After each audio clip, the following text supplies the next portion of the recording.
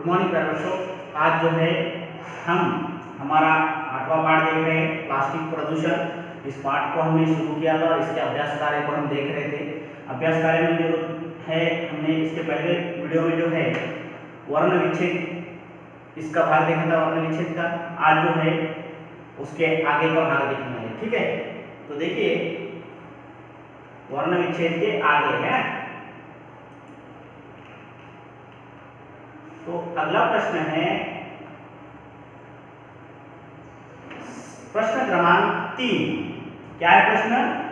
संस्कृत भाषा के जो शब्द, देखिए संस्कृत भाषा के जो शब्द हिंदी में ज्यों के त्यों प्रयुक्त होते हैं वे तत्सम शब्द कहलाते हैं। तत्सम शब्द किसे कहते हैं बताइए फिर? तत्सम शब्द जो होते हैं, देखिए तत्सम शब्द जो होते हैं ये संस्कृत भाषा से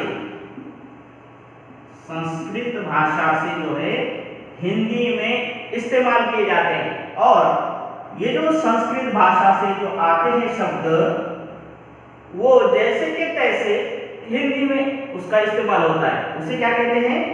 तत्सम शब्द, ठीक है। अब देखिए आगे, जैसे कि उदाहरण के तौर पर अग्नि ये जो है संस्कृत शब्द है, लेकिन हिंदी में इसका प्रयोग किया जाता है अग्नि शब्द का। तो ये अग्नि ये जो शब्द है ये क्या है फिर? जी हाँ, तत्सम शब्द है, ठीक है। उसी प्रकार आगे देखिए, हिंदी में कुछ शब्द ऐसे हैं जो संस्कृत के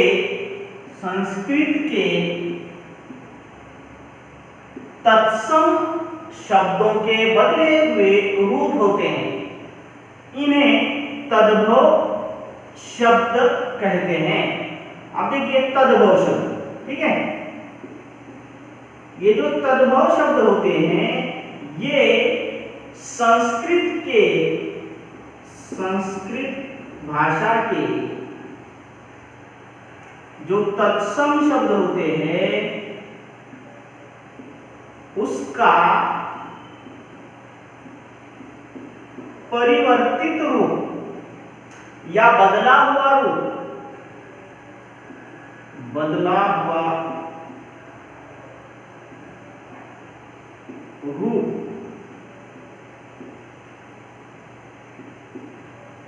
तद्भव शब्द यानी क्या?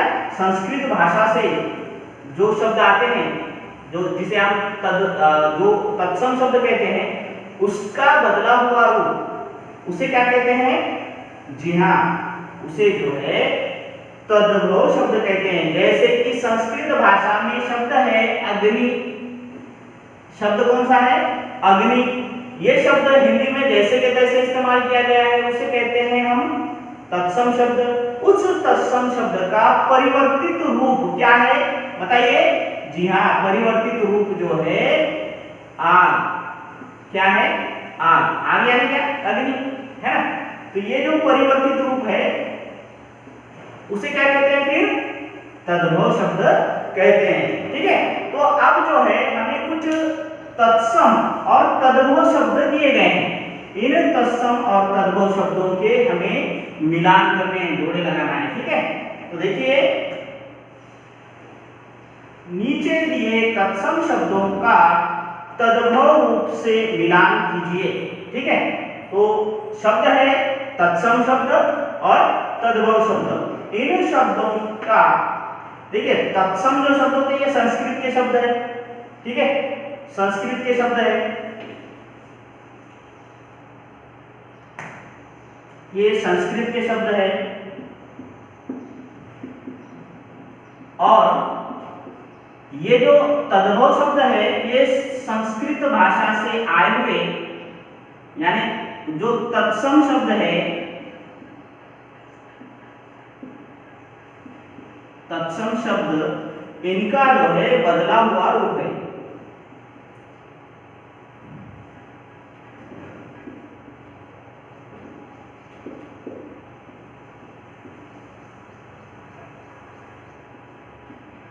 ठीक है। बदला हुआ रूप। तो अब देखिए ये जो शब्द है कौन से, तत्सम शब्द, तत्सम शब्द है पहला शब्द है हस्त, यानी संस्कृत भाषा से आया हुआ शब्द है हस्त। इस हस्त शब्द का जो बदला हुआ रूप है, जो तद्भव रूप है वो क्या है, वो हमें बता रहा है। हस्त यानी क्या बताइए, घर, हाथ, पंछी, मिट्टी, खेत, ये शब्द दिए गए तद्भव शब्द है। तत्सम शब्द है हस्त, क्षेत्र, मृत्तिका, गृह, पक्षी। ठीक है, तो हस्त ये जो शब्द है ये तत्सम शब्द है। इसका परिवर्तित रूप क्या है फिर, जी हाँ हाथ। हाथ ये जो है परिवर्तित रूप है, इसका मिलान कीजिए। फिर अगला शब्द है क्षेत्र। क्षेत्र इस शब्द का परिवर्तित रूप, यानी क्षेत्र ये जो है तत्सम शब्द है, इसका परिवर्तित रूप तद्भव रूप क्या है, जी हाँ क्षेत्र यानी खेत। अगला शब्द है मृत्तिका। मृत्तिका ये तत्सम शब्द है जो कि संस्कृत भाषा से आया हुआ है, जो कि हिंदी में प्रयुक्त है, इस्तेमाल किया जाता है। इसका जो परिवर्तित रूप है तद्भव, वो है मृत्तिका। इस शब्द का क्या है, जी हाँ मृत्तिका यानी मिट्टी। अगला शब्द है गृह। गृह यानी क्या, जी हाँ घर, है ना, गृह घर। तो गृह ये जो है तत्सम शब्द है और घर तद्भव शब्द है। पक्षी, पक्षी ये जो है क्या है, जी हाँ तत्सम शब्द है और इसका जो है तद्भव शब्द क्या है फिर, जी हाँ पक्षी, पंछी। ठीक है, इस तरह से ये जो तत्सम शब्द है इनके मिलान तद्भव शब्द से करने हैं, जो बदले हुए रूप है ना। तो ये आप लिख के लिखिए। ठीक है, अब देखिए आगे,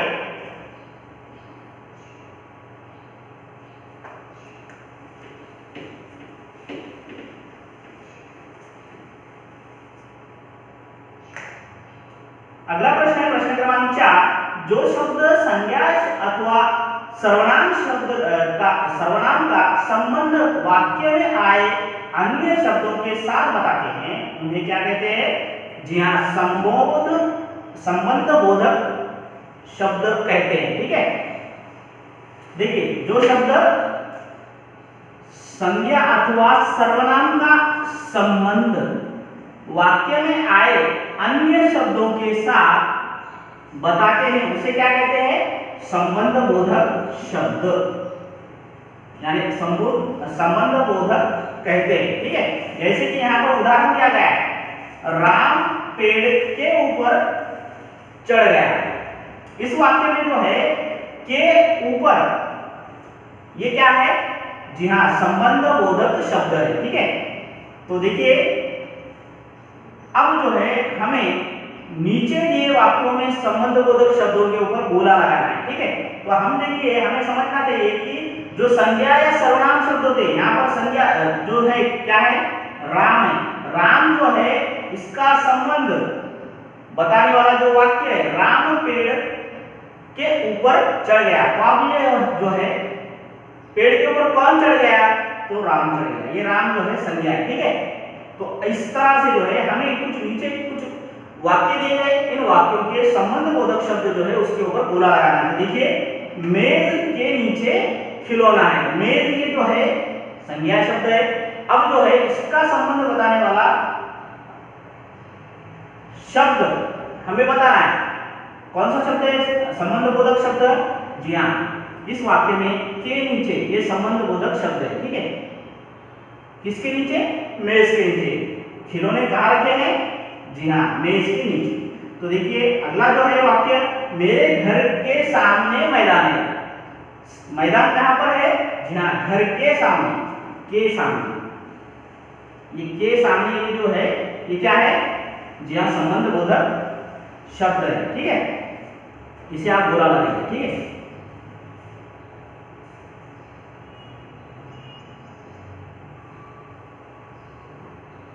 आगे है, विद्यालय के पास बहुत पेड़ पौधे हैं।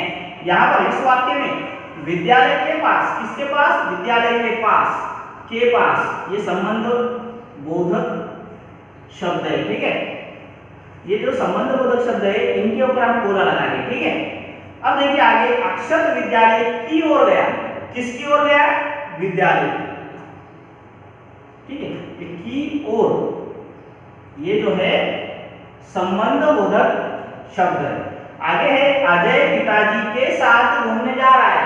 अजय किसके साथ जा रहा है? जी हाँ, पिताजी के साथ। तो के साथ ये जो है संबंध बोधक शब्द है। आगे है निधि रिया के बाद आई। अब निधि कब आई? जी हाँ, रिया के बाद ये जो है संबंध बोधक शब्द है। इस तरह से ये जो सभी जो प्रश्न हैं ये हमने देखे हैं। अब देखिए आगे, अब जो है हमें अगला प्रश्न दिया गया है लिंग पहचानना है कि कौन सा जो दिया गया शब्द है वो कौन से लिंग का, ठीक है। तो देखिए प्रश्न क्रमांक 5, नीचे दिए शब्दों के लिंग पहचान कर लिखिए। तो बताइए पहला जो शब्द है खेत, खेत इस शब्द का लिंग क्या है?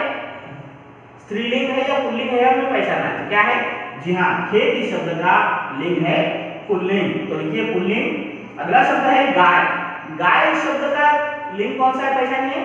जी हाँ, स्त्रीलिंग, तो लिखिए स्त्रीलिंग। सरकार, सरकार इस शब्द से हमें किस जाति का बोध होता है? पुरुष जाति का या स्त्री जाति का? जी हाँ, स्त्री जाति का, तो ये स्त्रीलिंग शब्द है सरकार। थैली, थैली ये जो शब्द है ये कौन सी जाति का है? पुल्लिंग है या स्त्रीलिंग? जी हाँ, स्त्रीलिंग शब्द, तो स्त्रीलिंग लिखिए। अगला शब्द है उपहार, उपहार ये शब्द कैसा है? पुल्लिंग है या स्त्रीलिंग?